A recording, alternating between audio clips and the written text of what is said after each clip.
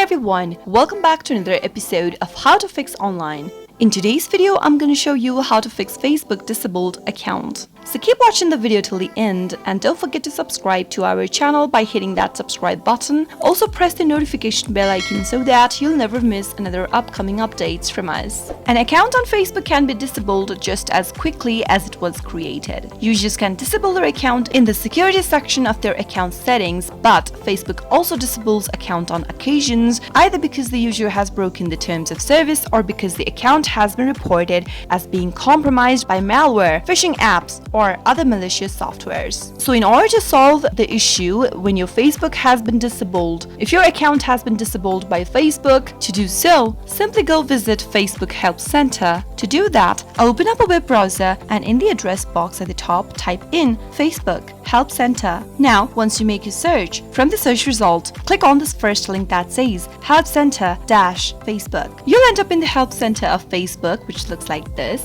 Go to the search box right where it says search and type in disabled. From the list of the search results displayed right beneath, click on disabled account and now select my personal Facebook account is disabled. Right where you can see this page over here, you'll be able to see all of the information related to your problems. Scroll a bit down and right under what can I do if my account has been disabled, click on this use this form to request a review link over here and this will open up a new tab. Here, type in the email address or your mobile number that is associated with your disabled Facebook account. Once you type it in, go ahead and type in your full name. Make sure that you type in the full name that appears just like as it appears on your Facebook account. Now, right where it says choose your IDs, click on choose files, select an image or a file that might make Facebook believe that your account has been wrongly disabled. Once you upload an image, click on the send button beneath. Now, wait for Facebook to contact you once it has made a decision about your account. That is how you can easily fix a disabled Facebook account from your Android device. I hope the tutorial was helpful to you. If it was, go ahead and give us a thumbs up.